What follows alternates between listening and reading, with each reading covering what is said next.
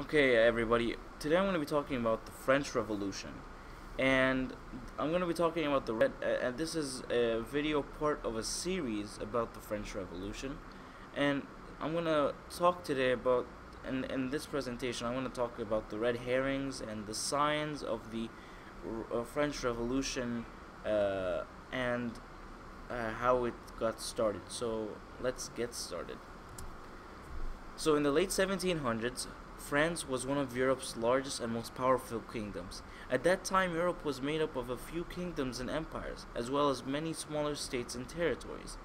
Then, in 1789, the French Revolution set off a chain of events that reshaped Europe's political map.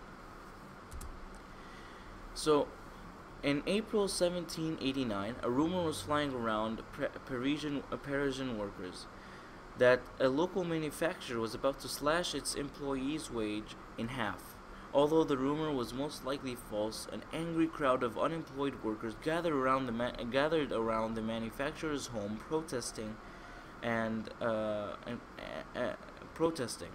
There they made their way into the home while the owners fled for their lives. Upon entrance, seeing the home's splendor and evidence of wealth, the poor workers went on rampage, destroying anything and everything that was in their way. This event was just the beginning. Poverty and inequality would drive French workers to violence again and again. So what are the causes of the French Revolution? Well, in the late 1780s, resentment had grown toward the French monarchy, creating a great deal of anger and frustration. There was also the point of inequalities in society. During that time, there was something called the Old Order, also known as the Ancient Regime. It created inequality in French society.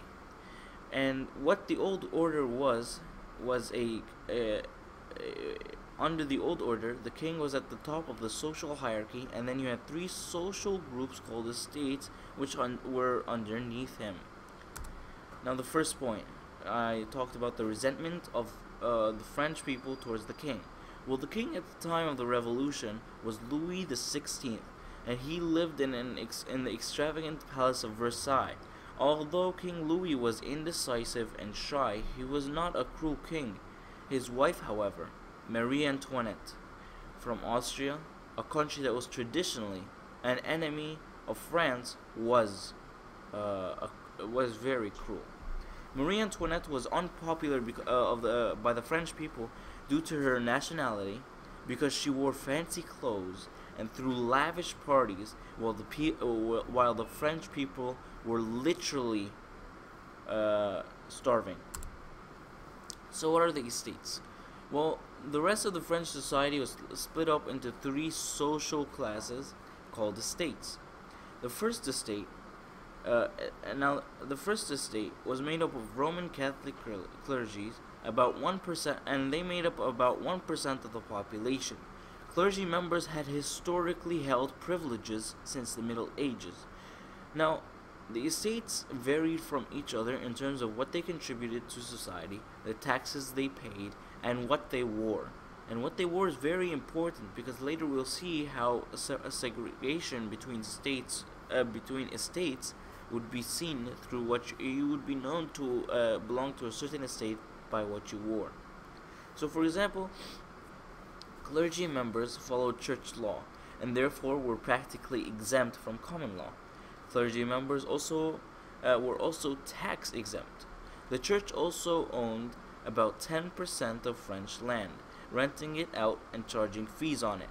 Many clergy members became very wealthy. And it is shocking if you are a peasant and you are starving from hunger while the church is making tons of money and living in these lavish palaces.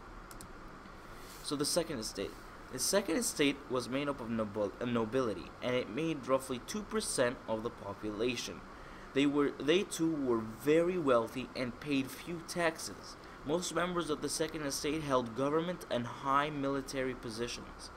Most members of the Second Estate lived in the rural countryside, where peasants did all their work and were forced to pay high rental fees to their landowners. So what this is that you have a second estate nobility, which made 2% of French society, taking most of the wealth of the nation into their pockets. They have peasants working for them, and then after they give them a buck, the peasant gives it back to them in taxes. And the third estate. Now, the third estate was made up. It was the largest group of people that any estate contained than any other estate. It made up 97% of the French population. However, the third estate was made up of several groups. The hierarchy goes as follows. You had the bourgeoisie. They were city-dwelling merchants, factory owners, and professionals such as lawyers and doctors. They had no real governmental power, but many were well educated and rich. However, their wealth brought them no power or influence in government. This just comes to show that there were somewhat noble people, but they did not steal from the people. They did not have many rights, and they they did not live very lavish lifestyles. There's also the sans-culotte, and this was made up of workers, shoemakers, carpenters, bricklayers, dressmakers, and laborers. If these people had no work, they would starve. It's like and it is like the factory workers nowadays. And if you go to a society, if you go to a society, you'll find that this social class needs to have work in order to maintain in order to have bread on the table every night for his family. The sans-culottes dressed differently than the first two estates. They wore long pants in contrast to the tight knee length breeches or pants worn by nobility. So we can understand from here that now the sans-culottes wore different clothes to distinct them from the other social classes. At the very bottom of the third estate were peasants who farmed the noble's field. Not only did they pay rent and fees to the landowner, but they also paid a 10% of their income tax to the church. They were also required to perform labor such as working on roads, but without pay. Many peasants were miserably poor and had no hope for a better life. This just comes to show that this part of the third estate was living the worst lifestyle. They were miserably poor. There was no hope for a better life in France, because once born in an estate, you cannot go from achieve you cannot achieve nobility or etc. etc. So the Enlightenment ideas. Both poor working condition and new Enlightenment ideas drove the French people toward a revolution. Because the bourgeoisie were educated, they were also aware of new Enlightenment ideas that had been embraced in countries like Great Britain and America. They knew that in Britain, the king's power was no longer absolute and limited by its government. The bourgeoisie knew that these ideas can fuel a major change within France. A financial crisis. The third cause of the revolution was a financial crisis. France was deeply in debt. It had borrowed lots of money to fight wars, including the American Revolution. However, the king and his court continued to spend lavishly, leading to more borrowing and debt. By 1787, King Louis XVI was desperate for money. He tried taxing the second estate, but they refused. Because the king was so weak, he backed down. A year later, the country fell bankrupt and needed half of all taxes to get themselves out of the debt. Nature also took its toll on the country. The winter of 1788 was the worst winter in 80 years. Frozen rivers prevented water wheels from powering the mills that grounded the wheat into flour. Food and firewood became scarce and unaffordable, As hunger and cold made life more and more difficult, the French citizen became more and more upset and angry for looking for someone to blame. So there was this financial crisis in France that truly brought starvation to the homes of all of the Third Estate, and this all fueled the French Revolution. So the meeting of the States General.